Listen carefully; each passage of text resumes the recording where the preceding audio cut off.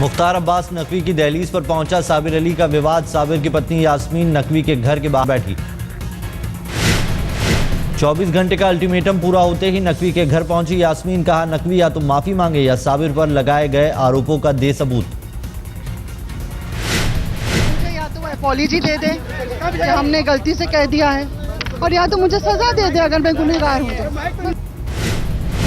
धरने पर बैठने के कुछ देर बाद ही दिल्ली पुलिस ने यास्मीन को हटाया, जिप्सी में बैठाकर जंतर मंतर ले गई।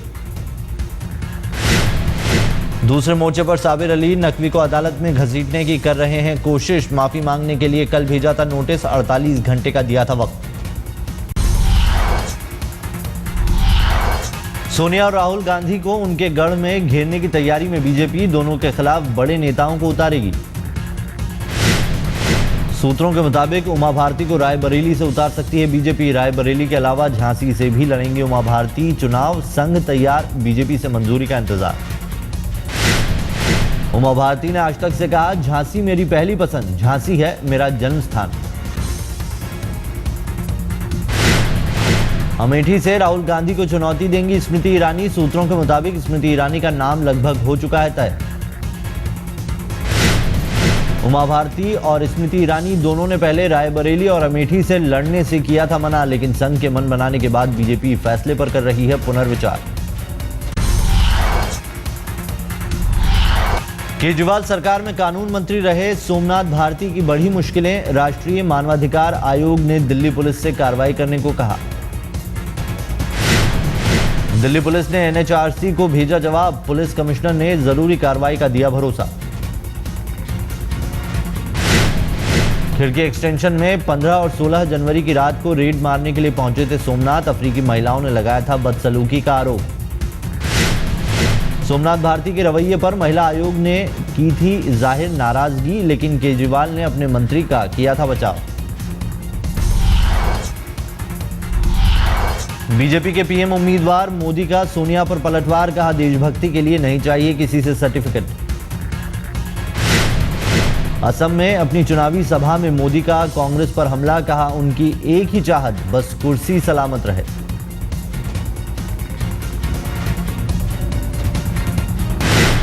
मैडम सोनिया जी, क्या हमें अब देशभक्ति का ट्यूशन लेने के लिए आपके पास आना पड़ेगा क्या? मोदी ने कहा, जनता इस बार कांग्रेस को सजा देने के मूड में है। अरुणाचल की रैली में मोदी ने पूर्वोत्तर के लोगों की सुरक्षा का उठाया मामला। कहा, दिल्ली के नॉर्थ ईस्ट के बच्चे सलामत नहीं। कांग्रेस अध्यक्ष सोनिया गांधी का एक बार फिर मोदी पर निशाना। कहा, बीजेपी को सिर्फ पीएम की कुर्सी चाहिए। सोनिया का मोदी पर वार। कहा, कुछ लोग पीएम बनने के लिए देश को कर रहे हैं गुमराह। ये तो सिर्फ प्रधानमंत्री की कुर्सी दिखाई दे रही है, इसीलिए गलत बयानी करके देश को गुमराह करना चाहते हैं। हरियाणा के नूंह में सोनिया ने यूपीए सरकार के कामकाज का किया गुणगान। कहा, कांग्रेस ने देश को आगे बढ़ाया। सोनिया ने कहा, देश हित में बनाए कई कानून, महिलाओं के खिलाफ अपराध रोकने के लिए भी कानून बनाया। लोकपाल की चयन प्रक्रिया को लेकर सुप्रीम कोर्ट ने केंद्र सरकार को भेजा नोटिस। 4 हफ्ते में मांगा जवाब। याचिका में सर्च कमेटी के नियमों को दी गई चुनौती। प्रशांत भूषण ने दायर की याचिका। सहारनपुर के बाद अब यूपी के मुरादाबाद में मोदी के खिलाफ अपशब्दों का इस्तेमाल। इस बार बीएसपी प्रत्याशी याकूब कुरैशी मर्यादा भूले।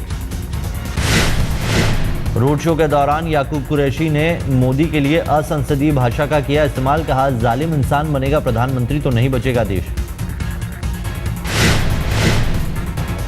राष्ट्रपति प्रणब मुखर्जी ने बांटे पद्म पुरस्कार। उपराष्ट्रपति, प्रधानमंत्री और गृह मंत्री थे मौजूद।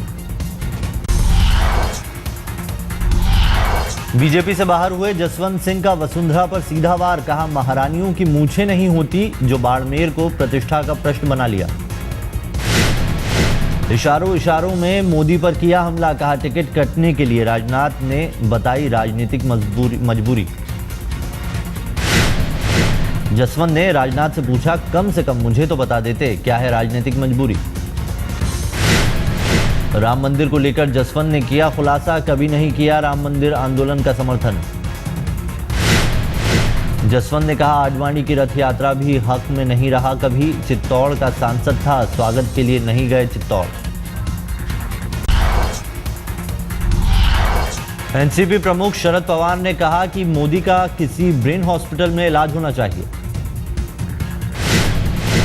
पवार ने कहा, लोकसभा चुनाव के बाद मोदी का जोश हो जाएगा खत्म।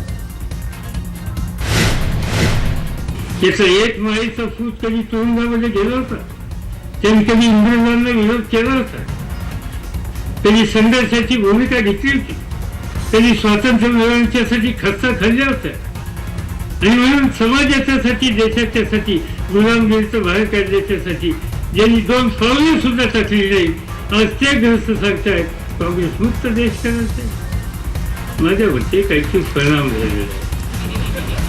उगीच काही जास्त बोलण्याचा अर्थ नाही। निवडणूक संपेल, त्यांचा पराभव करू आणि चांगलं कुठं हॉस्पिटल असायचं बघू। उद्धव ठाकरे ने भी बोला शरद पवार पर हमला, कहा एनडीए में कभी नहीं होने देंगे शामिल।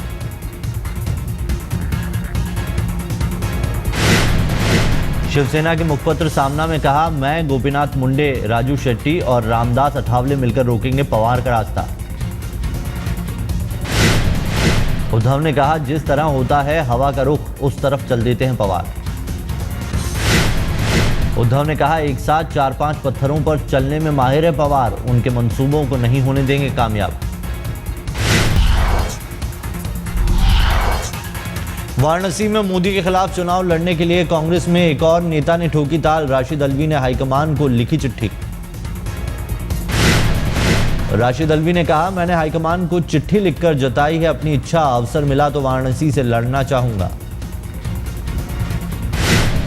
नहीं, मैंने तो चिट्ठी लिखी है, अपनी दरख्वास्त दी है और मुझे यकीन है कि कांग्रेस हाईकमान संजीदगी के साथ मेरी दरख्वास्त पे गौर करेगी और मुझे ये अपॉर्चुनिटी मिलती है तो पूरी ताकत के साथ लड़ाई लड़ेगी। अशोक चौहान को लेकर मोदी और दिग्विजय में छिड़ा ट्विटर वॉर, दिग्विजय ने किया चौहान का बचाव। दिग्विजय ने कहा, चौहान के खिलाफ कोर्ट में केस नहीं, येदियुरप्पा पर कोर्ट में चल रहा है भ्रष्टाचार का केस। दिग्विजय ने कहा, येदियुरप्पा पर क्यों नहीं करते बात, मोदी से पूछा कौन है बेशर्म। मोदी ने किया था ट्वीट, नांदेड़ से अशोक चौहान को उम्मीदवार बनाने पर कांग्रेस को क्यों नहीं आती शर्म।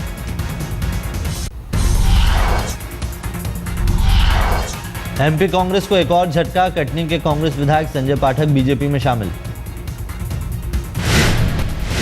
शिवराज सिंह चौहान की मौजूदगी में शामिल हुए थे कांग्रेस विधायक, शिवराज ने दिलाई बीजेपी की सदस्यता।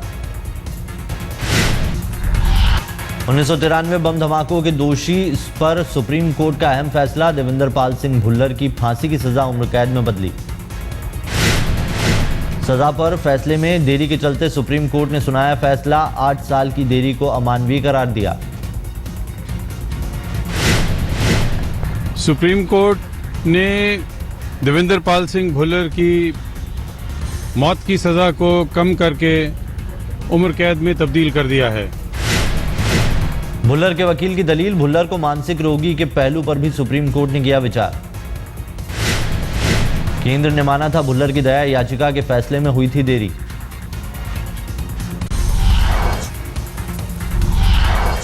मनिंदरजीत सिंह बिट्टा ने दागा सोनिया पर सवाल, कहा आतंकवाद रोकने की करती हैं बात, कांग्रेस के दफ्तर के बाहर धमाका करने वालों की माफी के लिए क्यों लिखी चिट्ठी। ये हमला तो यूथ कांग्रेस के दफ्तर में हुआ और मुझे मारने के लिए हुआ, जिसमें यूथ कांग्रेस के कार्यकर्ता मारे गए, जिसमें हमारे साथ हमें बचाने वाले सुरक्षा कर्मचारी मारे गए, और उसके लिए आपने ये लिख के भिजवा दिया कि इसकी फांसी की सजा माफ कर दी जाए। बिट्टा ने सोनिया से पूछा सवाल, ब्लास्ट में आधा शरीर गंवाया, भुल्लर की मां से परिवार से मिलने के लिए वक्त, लेकिन 12 साल में मुझसे क्यों नहीं मिली। आपको भुल्लर की मानसिक पीड़ा की तो बड़ी पीड़ा आ गई, पर हमारी पीड़ा, हमारा शरीर का आधा हिस्सा चला गया।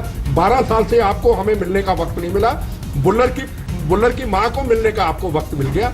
ये बिट्टा ने कहा, बार बार जख्मों पर छिड़का जा रहा है नमक, देश को गुलामी की ओर ले जा रही है कांग्रेस। भुल्लर के बाद सुप्रीम कोर्ट का एक और अहम फैसला, दिल्ली गैंगरेप के आरोपियों मुकेश और पवन की फांसी पर रोक को हफ्ते भर बढ़ाई। सुप्रीम कोर्ट ने 31 मार्च तक दोनों की फांसी पर लगाई थी रोक, फांसी पर 2 हफ्ते के लिए दिया था स्टे। सुप्रीम कोर्ट ने मंगाई फांसी के फैसले की फाइल देखने के बाद होगा आगे की सजा का फैसला। दिल्ली की निचली अदालत ने चारों आरोपियों को सुनाई थी फांसी की सजा, हाईकोर्ट ने भी लगाई थी फांसी पर मुहर। दिल्ली गैंगरेप से दहल गया था देश, दिल्ली की निचली अदालत ने सुनाई थी फांसी की सजा।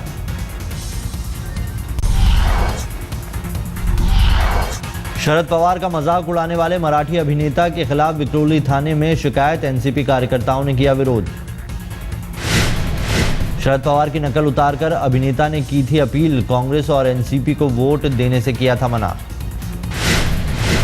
पुलिस स्टेशन के बाहर काफी देर तक चलता रहा एनसीपी कार्यकर्ताओं का हंगामा, शिकायत दर्ज करने पर ही शांत हुआ मामला। एयरपोर्ट और मेट्रो पर सुरक्षा को लेकर सीआईएसएफ जवानों की ट्रेनिंग, सॉफ्ट स्किल की दी गई ट्रेनिंग। एयरपोर्ट और मेट्रो के यात्रियों से व्यवहार का सिखाया गया सलीका, आतंकी मंसूबों को नाकाम करने के भी बताए गए गुर। रफ्तार के कहर का शिकार बने दिल्ली आईआईटी के 4 छात्र, जैसलमेर के मूलसागर में हुआ हादसा। टायर फटने के बाद बेकाबू होकर पलटी इनोवा कार में सवार थे 6 छात्र। हादसे में कार सवार 4 छात्रों की मौत, सभी छात्र कार में सवार होकर दिल्ली से गए थे जैसलमेर। दिल्ली के विकासपुरी में महिला का कत्ल, बेटे ने ही मां को उतारा मौत के घाट, सिगरेट पीने पर डांटती थी मां। मां की हत्या करने के बाद फरार था बेटा, शक होने पर पुलिस ने ढूंढ कर की तलाश, पूछताछ में बेटे ने कबूला गुनाह।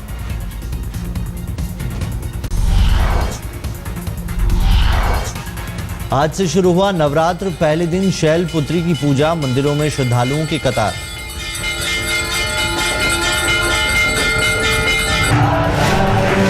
उज्जैन के महाकाल मंदिर में धूमधाम से किया गया नए साल का स्वागत, महिलाओं ने शंखनाद कर की नए साल की शुरुआत।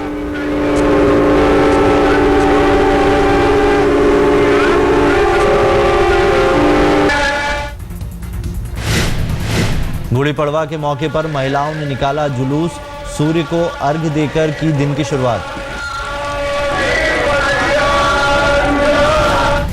आज गुड़ी पड़वा के मौके पर मुंबई में निकाली गई झांकी, भारतीय संस्कृति के मुताबिक आज से नए साल की शुरुआत। वाराणसी के घाटों पर की गई नवरात्र पूजा, आस्था के मंदिर में भी चढ़ा सियासी रंग, मोदी के मुखौटे में निकाला गया जुलूस।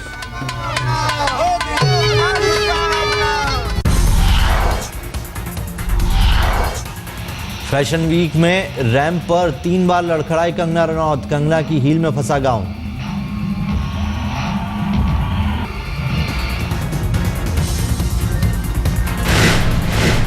काले रंग के गाउन में रैंप पर उतरी थी कंगना, गाउन की लंबाई की वजह से 3 बार लड़खड़ाई।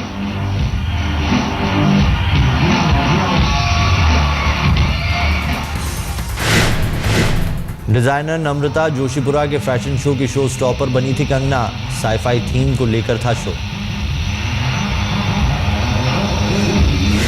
फैशन शो के बाद कंगना ने मांगी माफी, कहा ऐसा मेरे साथ पहली बार हुआ, बहुत बुरा महसूस कर रही हूं।